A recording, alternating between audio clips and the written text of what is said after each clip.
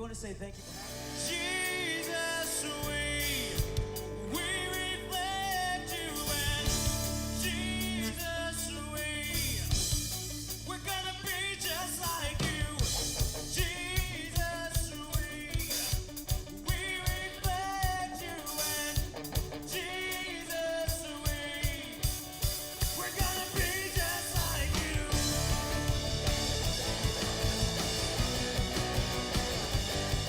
Yeah.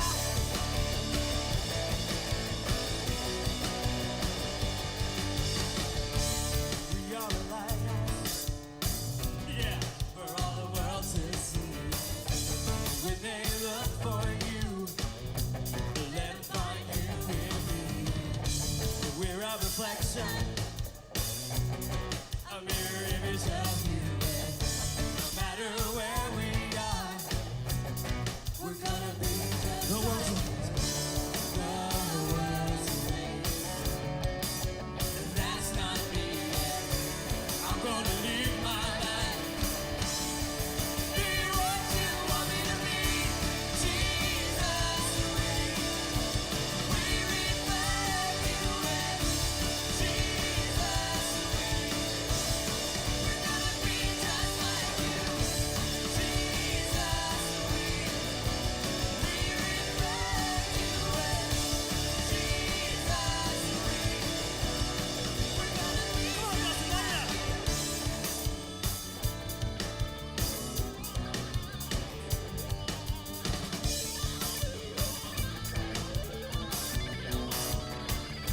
here we go. We are a lighthouse for all the world to see. When they look for you, let them find you in me. We're a reflection, a mirror image of you. No matter where we are, we're gonna be the world's that's not me, yeah. That's not me, yeah. I'm gonna live my life. Be what you want me to be. Jesus, we reflect you, and Jesus, we're gonna be just like you, yeah. Jesus, we reflect you, and Jesus, we're gonna be just like you. Yeah.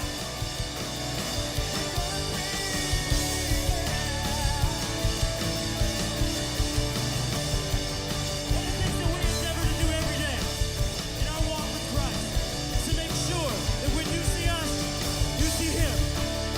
So listen, if that's you out there, I want you to say this with me. Come on.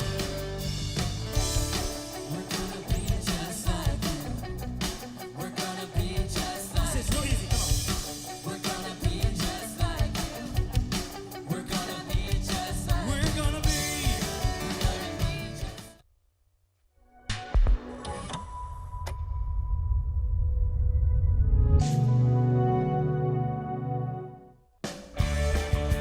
Welcome to the Expanding Your Search and Stopping for Directions podcast with Brent Bailey. And at the tech booth, Jody Cook-Bailey and Luke Cardio. We are growing our circles of connections and knowledge together with encouraging conversations and positive communications.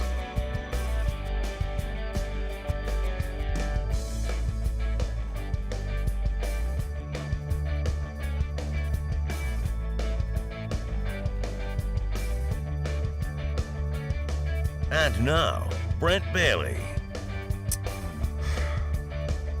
Hello. How's everybody doing today? It is Wednesday, November the 4th. It is the day after the election, but the election isn't over. I was just trying to lighten the mood up there. I know that a lot of folks are freaking out right now, stressed to the max, and nobody knows what to make of what is going on today. When are we going to have a president elected? Is it going to go before the courts? Is it going to be declared just an outright winner? And I wish I had an answer for you, but we don't. So guess what? We just turn it over to the Lord and we pray. So today we got a great show because we're going to have with us Addison Bevere, and he is going to be talking about being more than just a Christian. I know that some people kind of have that, what? What does that mean? Well, you'll want to stay with us to find out. All right, right now I'm being joined over there at the booth by Jody and by Luke. And guys, hey everyone. Everybody Hey, good? guys. Everybody, Everybody's good. how's everybody? Y'all, how's your stress level? Over Stress there? Everybody level, good? you know, I mean, I'm maintaining. Yeah, maintaining. you're maintaining. All right. maintaining. Well, it is a little bit. It's a little bit unusual because you just don't know what is going to happen and how is it going to happen and that kind of thing. So, anyway, Yeah, the when is the biggest thing for me. I just want to know. Yeah. Yeah. I just wanna know. We want to know. right? I know one way or the other. Let's get it over with Yeah, so that let's we just can rip we the can move on. Band-Aid off, right. please. So. Yes. So anyway, as it stands right now, we have no idea who's won. It's still very tight to call in 5 or 7 states. So anything could go whichever direction.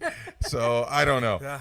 I don't know. Well, So you know what? It's just kind of interesting that today is Stress Awareness Day. yeah, And so, you know, honestly, I mean, we've been saying, lots of people have been saying,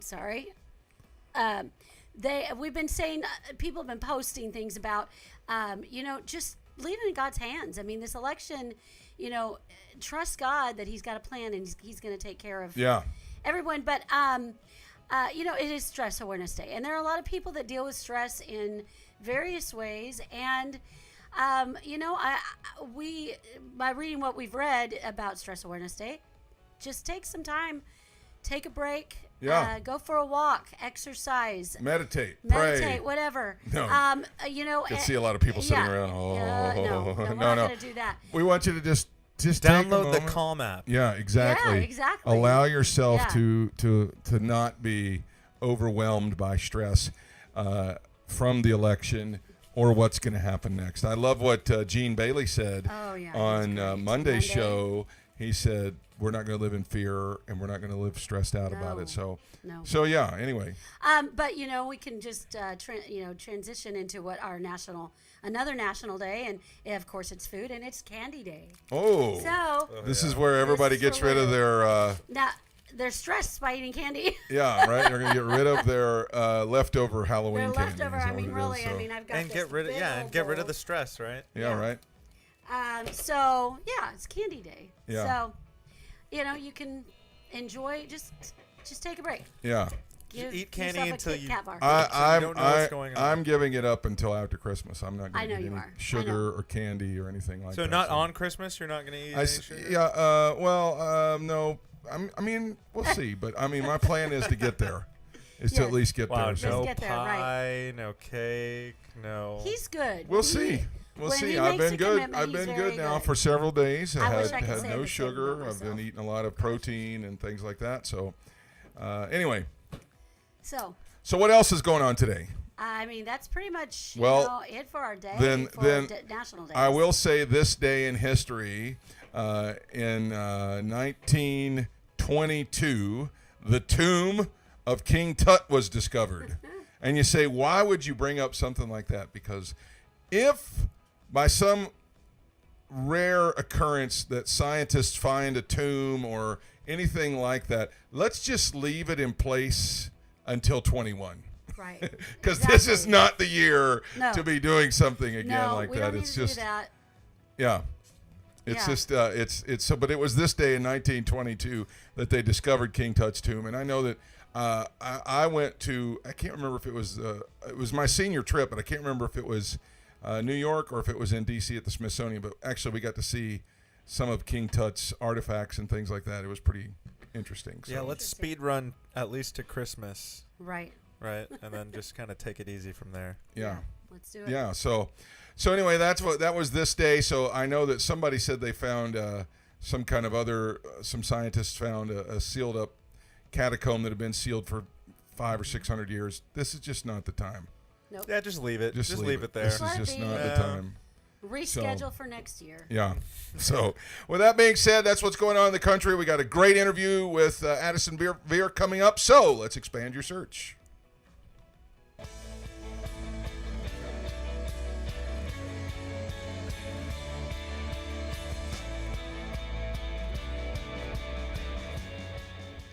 I'm very excited to have my guest today. He is the COO of Messenger International. He is the husband of Julie and the father of 4. He is also the oldest son of the authors and speakers that are known around the world as John and Lisa Bevere. He is a co-founder of a new movement called sonsanddaughters.tv and the author of an incredible new book called Saints, Becoming More Than Christians. I'm so excited to have him on the program today. Please welcome to Expanding Your Search and Stopping for Direction, Addison Bevere. Hey, Addison, how are you today? I'm doing well. How are you today? I'm very good, full of energy and ready to rock and roll. Come on. Yeah, right. First of all, last time we saw each other, you just finished speaking at the Increase event. It was 85 degrees. We were standing on a poolside in Maui, and the whole world was falling apart. that was the beginning. That was. So I remember that flight home. Things were weird. Right? Things were weird. People started to lose their minds. Yeah, it's like I needed to pray, but then I didn't really know if I should be praying in panic mode or should I try and really put on a face and be faith-filled. Right. It was such strange an times. time, right? Right. Yeah, it was. And I kept thinking, if we get stuck here, there could be worse places to get stuck than Maui. For real. I had the same thought. The only thing that was difficult for me was the fact that my 4 kids weren't there. But I had my wife with me. I was like, listen, if we're going to get quarantined, if we're going to get stuck, because when I landed the next day, it was an overnight flight, the governor shut down our state. Oh my gosh. So it was that's razor thin getting in there, man alive. Yeah, so it was an intense few hours. Yeah, I know that we were so fortunate to be there and be in that cocoon. It kind of sheltered everybody from it, but it was at that moment though when we were standing there, I actually finally got to meet your wife. I know that we had known about her forever, and finally got to meet her. And I just got to say, she kept me on my toes while we were standing there talking. She's witty. She's like you. She is very quick on her feet. And she's got a bit of a sarcastic flair too, so you got to watch out with her. Yeah, I was gonna say I was wondering how that was around your house, if she keeps you and all the kids in line that way. Oh, absolutely.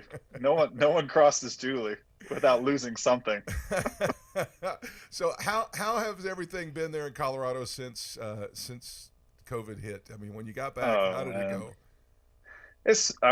I think like with most places, it's been a roller coaster. No one really knows what's going on.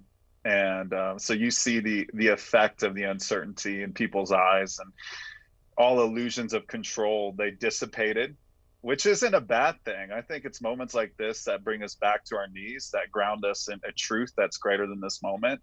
But disorientation is never easy. And we've seen a lot of people disoriented from the top down, and everyone's blaming everyone. And I mean, it's a tough time to be in a position of leadership, because I don't care who you are. I don't care if you're the most powerful, most connected person in our country. You don't have the answers right now. Like no one really knows what's going on. And so I do think it's a season of humbling, and that's hit people in many different ways.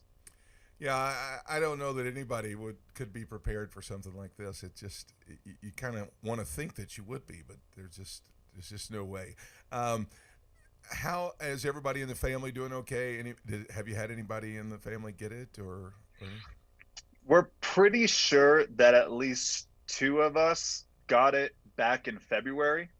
Okay. And that's a narrative you hear from so many people. Like, I'm pretty sure I had COVID in January or February, but this was legit.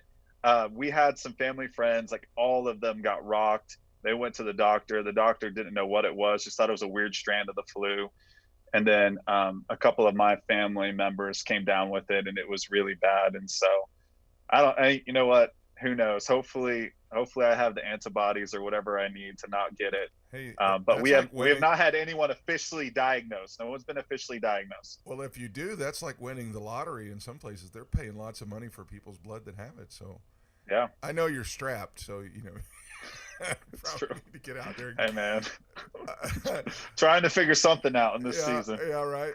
So, all right, let's jump into some things here. You and your brothers have started something called sonsanddaughters.tv. Yeah. Let's And my talk- wife too. Oh, yes, my your wife wife too. was a That's part of true. starting. Yeah, I that's just true. listen. I don't want her to come at you, so I know, right? I She's need probably that to be clear. listening in the other room right now. So, Yeah. yeah, I know that you guys were. It was kind of a family effort to really Yeah. get something going here. Let's talk about it. What is it? How and what do you guys do? Yeah, so Sons and Daughters is essentially a movement to connect a generation with the adventure and the purpose of what it means to follow Jesus in today's world.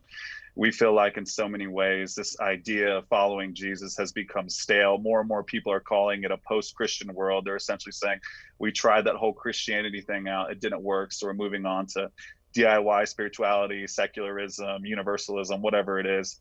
And so for us, we want to present a vision of what it means to be the people of God that speaks the language of the younger generations. And so that's what we've done. And so it's essentially a platform for Sons and Daughters Connect all throughout the world. We have ambassadors who are actually starting chapters now, Sons and Daughters chapters. We have chapters, I think, in 40 plus nations now. Wow. So all over the world, these are sons and daughters. They've signed a covenant. They said, listen, I want to be a part of this. I believe that God is inviting us into an adventure that's going to define this moment. And I want to realize my place in that story. And so we have different messaging tools that we use. We get on and do lives with them. We provide them with resources to lead wherever they're at. We also work with local churches who don't have a robust or developed young adults ministry, and we essentially give them everything. We're like, here you go. This is everything that you need. Please use our branding. Please use our messaging. We want to support you in what you're doing. And it's been neat to see the way this has just taken off.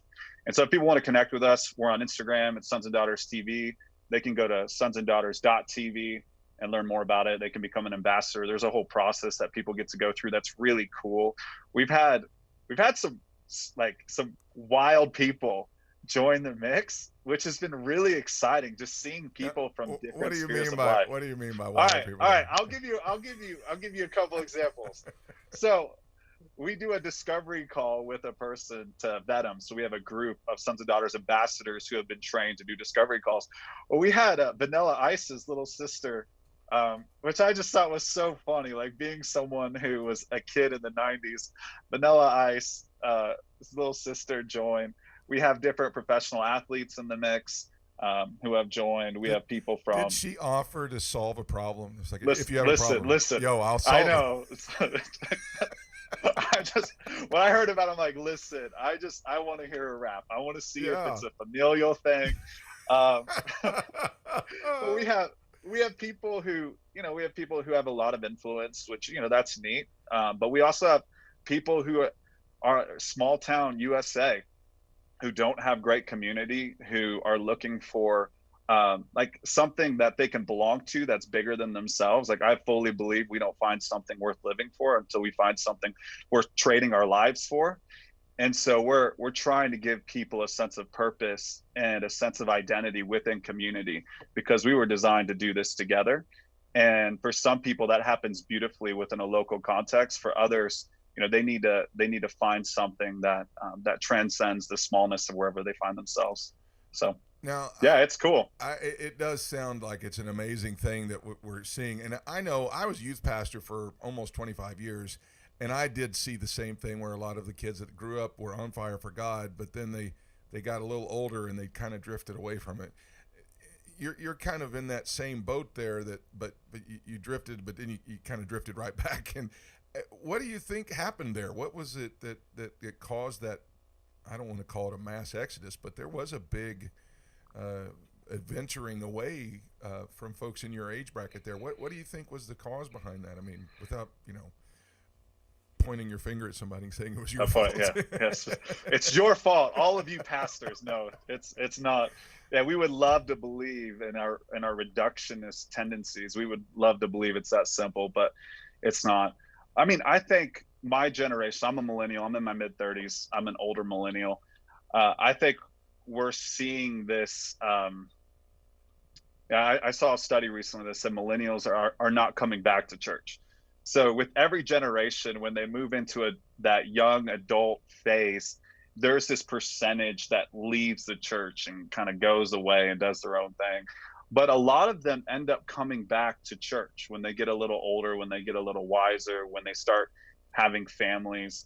Millennials, though, are not following that pattern, which is very disconcerting. And I think one of the reasons why we're seeing this is because we do live in the information age. And there are a lot of attractive ideologies that are cultural, that are political, that, in my opinion, are better presented than what we're presented within the church. And so the gospel and God, they're not too small for this big connected world that we find ourselves in, but our version of the gospel and our version of God that we're presenting, I think, is just too small for the big questions and the problems and concerns that the younger generations are navigating right now. And so what I have found is I'm seeing young people come back to the faith when we actually give them a radical vision or picture of what it means to follow Jesus. I don't think people are looking for the cheap novel, like pseudo experience, like club experience Christianity. People are looking for something deeper, and that's why you see a lot of people who grew up in non-traditional camps even going to forms of worship that are liturgical or traditional, because people are looking for something to be grounded in. So it's just really interesting what's happening right now. But I think the common denominator that you see amongst people who are returning to the church or returning to the faith, they have this like desire to truly lay down their lives. And it's a radical picture of following Jesus in a world that is more and more post-Christian. Yeah, I know. So several of my kids that grew up in my youth group, I actually ended up in more liturgical Methodist, Presbyterian, those Episcopalian churches that really kind of surprised me, because they were long-haired, musician types when they were kids growing up. Now they're, in a very traditional type church. So that brings us to your book, Saints, Becoming More Than a Christian. I've heard you say it before that you don't like calling yourself a Christian, and I know that that's controversial in some people's eyes, but really, when you hear the whole explanation and read the book, it makes total sense. So talk a little bit about that, because it goes hand in hand with what you're talking about. Yeah. Well, if you look at Scripture, the word Christian is used 3 times. That's it. Twice in Acts, once in 1 Peter. The word saint is used over 60 times just in the New Testament. And we don't have time to really dive into this, but if you look at what it means to be a saint, it does not mean that you're in a stained glass window or you have a halo over your head or you're canonized by the powers that be. A saint is someone who practices and participates in the mystery of God's kingdom here and now. And when you look at the early church and you look at Paul's letters, when he writes these letters, he's saying to the saints in Philippi, to the saints in Ephesus, to the saints in Rome, to the saints in Corinth. He is starting his letters by identifying them as saints. Now, these are brand new Christ followers. Brand new. These are Gentiles. These are the people who didn't belong. These are the people who weren't holy. And yet Paul is calling them holy ones. And when you really think about it, God's defining attribute is his holiness. So he is the holy one. And when he calls us saints, he's calling us holy ones. So he's essentially calling us children of God. And really, the identifier Christian didn't get major traction until it was institutionalized by Constantine several centuries later. And so there's 2 fascinating things I'm gonna hit real quickly about saints. So number 1, saints is a collective identity. You'll never find the word saint in Scripture. You'll always find the word saints, because we are saints. It's our Father, not my Father who is in heaven. Whereas Christian has become very individualistic. It's about my salvation, me getting into heaven one day, me not feeling bad about myself now. And it's created such a small picture of what it means to be the people of God that is in so many ways anti-kingdom. And so what I'm trying to do is I'm trying to say, like, look, if our world is calling this a post-Christian world, maybe we should look at the early church, because they were turning the world upside down. Yeah. They were reconciling groups of people that didn't get along. They were bringing people together who didn't belong together. And they were disrupting all of the political and social norms, and they were called saints. They were identified as saints. What is that? Like, how do we lean into that? And if you look at Daniel 7, 3 times, the saints are described as the people who possess the kingdom. And that is the great promise. Like, So Jesus's favorite subject, the thing he talked about more than anything else, was the kingdom of God. More than anything else, that's what he talked about. And saints are people who lean into the mystery of God's kingdom here and now, and bring the reality of the kingdom into this present world through practical demonstration in their everyday lives. And I want people to capture that vision and see that following Jesus is so much more than just making it through life and going to heaven one day. It's so fascinating. I wish we had more time to talk about it, because I've seen that myself as a pastor. There's so many people that's focused more on themselves instead of this great kingdom and really the relationship that we have with Jesus. It's really not that. It's so many people are like, if I just do these steps and follow this order, it all going to work out okay for me, and they're disillusioned when it doesn't, and it's so sad. Yeah. And even like, if you look at the way saints used, it was never supposed to be a prefix that goes before people's names. So snobby religious elitism ruined that term by taking something so beautiful and sticking in front of their name, like, oh, I'm Saint Addison. I'm so amazing. I've done 3 miracles. I've hardly sinned the last week. No, that's not at all what it means to be a saint. Saints are people who are confident in who they are as sons and daughters of God. And from that place of confidence, from that place of belonging, there's a practical demonstration that our world is craving to see. Like right now in this political unrest, we have the left and the right, which offer caricatures of righteousness and justice. Saints, people of the kingdom, recognize that God's kingdom is established in both righteousness and justice. So they're people of the tension. They belong to a greater kingdom. And because they have a vision of this greater kingdom, they refuse to settle for powerless platitudes and cheap sentiments. And they really lean into the heart of God for a generation, because they're living for something bigger than themselves. They're not concerned about their own salvation, because they know they are covered in the Father's love. It says in 1 John 4 that this fear that love drives out really is a fear rooted in judgment. And saints, they're so confident in who they are that they spend their lives giving away what they have found in the Father's love, giving that away to a world that desperately needs to see that love in practical demonstrations. So good. Our guest today is Addison Bevere. He is the author of a book called Saints, Becoming More Than a Christian. And if you'd like to get a copy of that book, you can sure jump on Amazon and get that, or you can go to messengerinternational.com. I believe we're going to throw your information up on the screen right quick, so that people can follow you on Instagram or on social media. Addison has got quite a bit of a following, and the new stuff that is coming out through Sons and Daughters TV and through the book is things that are going to teach more than just cookie cutter Christianity. This is a real relationship builder that we're talking about right here. And there it is, addisonbevere.com, messengerinternational.org. You can follow along on Facebook at Addison Bevere, and on Twitter and Instagram at Addison Bevere, and on YouTube, it's Sons and Daughters TV. Guys, I highly encourage you to get a copy of the book. I picked up a copy while we were in Maui, and it's outstanding. And thank you, bro. Man, I really just couldn't be happier for the message that you're putting out there right now. And so I'll end with this. You've been through it like the rest of us, as somebody who is a saint. And I mean that in the most real way possible. What encouragement can you give to everybody that's going through all this craziness right now? Yeah, well, as I shared earlier, I think this is a season for us. Like, anytime we go through a season of disorientation, it's an invitation to see things new. It's an invitation to see what's around us, the people in our world, the opportunities before us with fresh eyes. And so I would encourage people to lean into the tension of this season, because God is doing a new thing in our world through all of this. And if we lean into the Father's heart, we're going to see our lives and the people around us with fresh eyes. And I just don't think the status quo that we were comfortable with was good enough going into this year. And everyone was talking about 2020, a year of vision. Well, I think what has happened is going to position us for vision going forward. And I believe that we are going to see a version of the church and a version of the kingdom that is going to be positioned for the greatest revival that we have ever seen, the greatest return to life that anyone alive today has ever seen. And so practically, I would just encourage people, like, don't run from the tension, lean into it. Beauty is found in the tension, meaning is found in the tension. And I believe that God is doing something special. And through all the pain and all the hurt, I believe that God is going to prove himself faithful as he always does.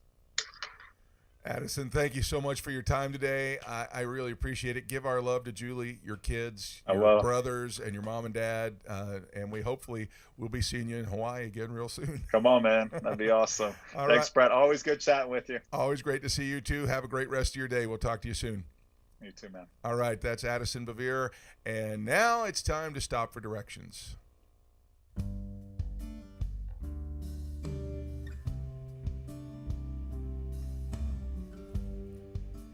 You know, as Addison was talking there, I was just reminded, I actually made the statement, there's so many people that I've seen with their life that does their Christianity, their walk with God, their sainthood, like robots.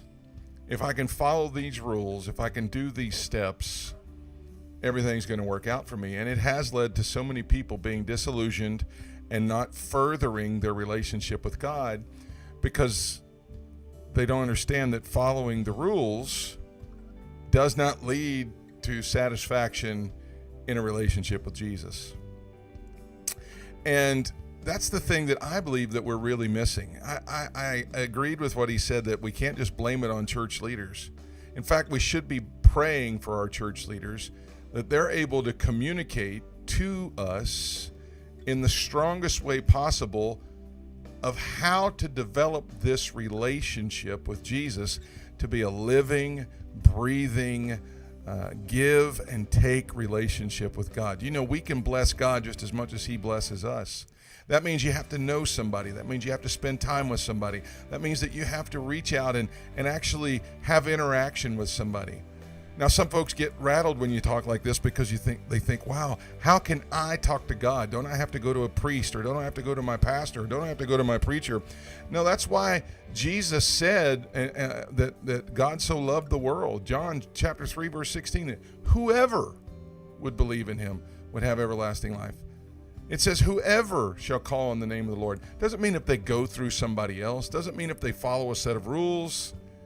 It means that if you will seek God yourself, learn to talk to God, have faith that he's talking back to you, and receive that give and take relationship, this is how you grow into be more than just a Christian by label, and you actually have a living relationship with Jesus. That's the direction we're giving you today. That's going to wrap it up for the program today. I want to thank Jody and Luke for another great show.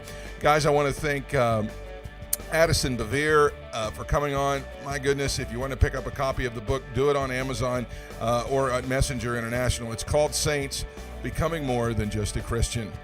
We hope to see you again next time right here. I hope you found what you were looking for as you took the time today to expand your search and stop for directions. Have a great day, everybody. Thanks for joining us today. Connect with us on @Expanding Your Search on Facebook and Instagram, and @Expanding Search on Twitter. Relive any of our episodes on YouTube. We are available wherever podcasts are found, including Spotify, iHeartRadio, Apple Podcasts, and Google Podcasts. You can also download the Direction Ministries app on iOS, Android, Apple TV, Roku, and Amazon Fire. Take some time today to expand your search and stop for directions.